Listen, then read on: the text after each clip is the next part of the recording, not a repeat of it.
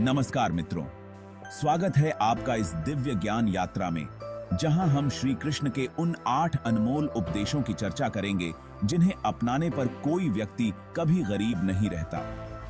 गरीबी का अर्थ केवल धन की कमी से नहीं, बल्कि आत्मा, विचार और जीवन की समृद्धि से होता है। तो चलिए इस रहस्यमयी और प्रेरणादायक यात्रा की शुरुआत करते हैं, जिसे हम एक सुंदर कहानी के माध्यम से समझेंगे।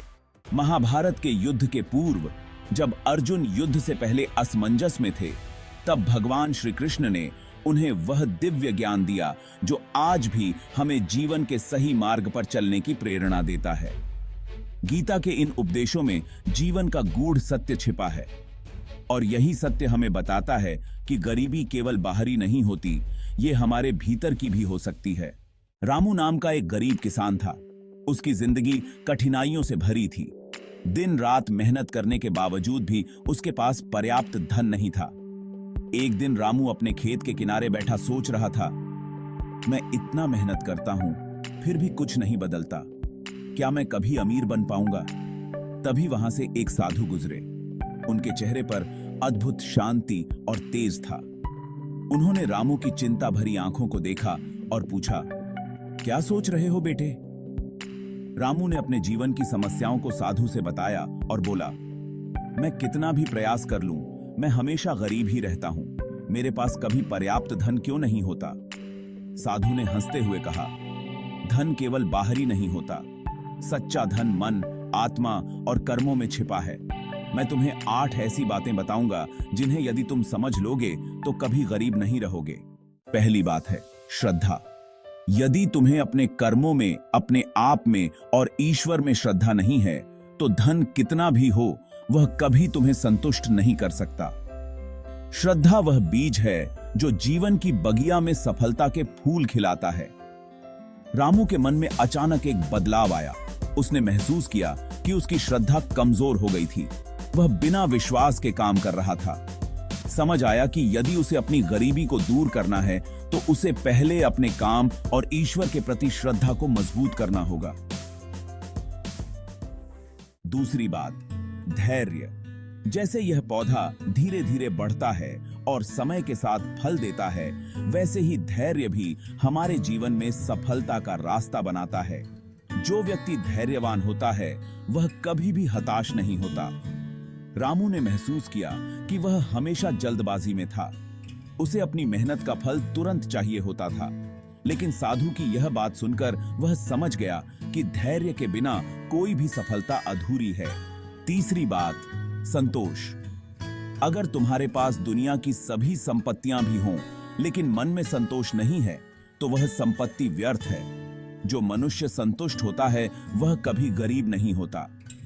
रामू ने सोचा कि वह हमेशा और अधिक की चाहत में अपने वर्तमान को नजरअंदाज करता आया था। अब उसे समझ आ रहा था कि सच्ची खुशी वही है जो संतोष के साथ आती है। चौथी बात, ज्ञान। धन और दौलत से अधिक मूल्यवान है ज्ञान। यदि तुम अपने कार्य में कुशल हो और उसे गहराई से समझते हो, तो कोई भी तुम्हें दरिद्र नहीं कह सकता। ज्ञान ही असली शक्ति है। रामू ने महसूस किया कि वह अपने काम के बारे में और अधिक सीख सकता है। वह खेती के नए तरीके और ज्ञान अर्जित करने के लिए तैयार हुआ। पांचवी बात, सदाचार। नैतिकता और सदाचार के बिना किसी भी इंसान का जीवन अधूरा है। जो व्यक्ति अपने जीवन में सत्य और नैतिकता को अपनाता है, उसके पास सच्ची संपत्ति होती है। रामू ने यह सीखा कि सच्चे धन की राह वही है जो नैतिकता से होकर गुजरती है। उसने ठान लिया कि वह जीवन में हमेशा सही मार्ग पर चलेगा। छठी बात, समर्पण। ईश्वर के प्रति सच्चा समर्पण ही आत्मा की सबसे बड़ी संपत्ति है। जो व्यक्ति ईश्वर में विश्वास करता है और उसे समर्पित होता है, वह कभी गरीब नहीं होता। सातवीं बात, सेवा। जो दूसरों की सेवा करता है, उसकी झोली कभी खाली नहीं रहती। सेवा से प्राप्त संतोष और आशीर्वाद अमूल्य होता है। रामू ने यह सीखा कि खुद के लिए जीना ही काफी नहीं, दूसरों की भलाई में ही सच्चा सुख है। दूसरों की भलाई में ही। आठवीं और अंतिम बात, प्रकृति से प्रेम। जो व्यक्ति प्रकृति का सम्मान करता है, वह कभी दरिद्र नहीं हो सकता। प्रकृति हमें निरंतर देने वाली है, बस हमें उसे समझने की आवश्यकता है। रामू ने यह सीखा कि प्रकृति हमारी सबसे बड़ी साथी है। अगर हम उसका सम्मान करेंगे तो वह हमें कभी भी खाली हाथ नहीं छोड़ेगी। रामू ने इन 8 उपदेशों को अपने जीवन में उतारा और पाया कि सच्ची गरीबी धन की नहीं, मन की होती है। उसने सीखा कि जीवन का सच्चा धन श्रद्धा, धैर्य, संतोष, ज्ञान, सदाचार, समर्पण, सेवा और प्रकृति से प्रेम है। मित्रों, ये 8 बातें केवल रामू के लिए नहीं, बल्कि हमारे जीवन के लिए भी उतनी ही महत्वपूर्ण हैं। इन्हें अपने जीवन में अपनाएं और कभी भी खुद को गरीब न समझें। श्री कृष्ण की ये बातें हमें अमीर बना सकती हैं, विचारों में, आत्मा में और कर्मों में। तो आज से इन 8 बातों को अपने जीवन का हिस्सा बनाएं और श्री कृष्ण के उपदेशों से जीवन को सच्ची संपन्नता से भर दें।